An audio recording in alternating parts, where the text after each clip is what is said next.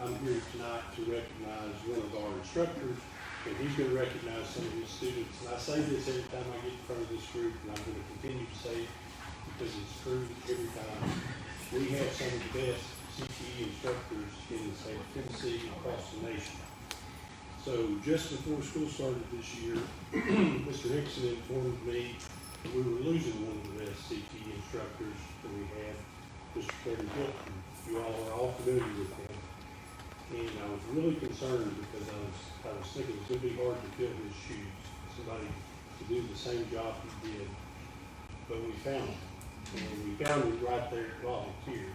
He was the SRO at the time, Officer McGinnis, and it's hard for me to get used to calling him Mr. McGinnis, so I still call him Officer McGinnis. But I'm very proud of him and the work that he's doing. He's working very hard doing with his students. And he's going to tell you about a few of those students who competed in a competition just recently. So I want to give Mr. McGinnis a round of applause first.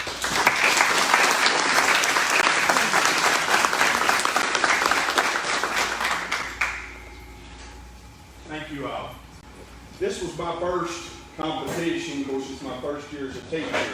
I took 5 students to the Upper East Tennessee Criminal Justice CSI competition.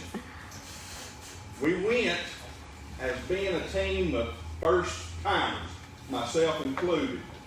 If you combine the scores of my team, our students, the 5 different categories that we was in, Elizabethton won, we was ahead of them in 5 categories.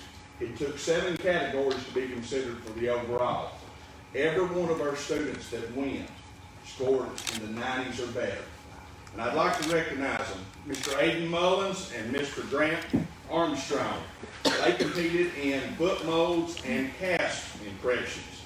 They placed second with a score of 94.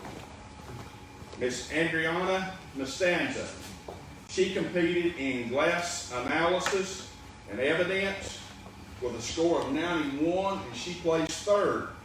She also competed in fingerprinting, and she scored a perfect 100 and got 1st place. Wow.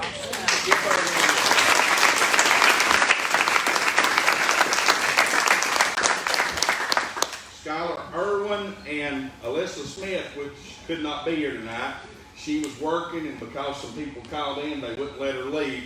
But they competed in field sobriety and non-felony traffic stops.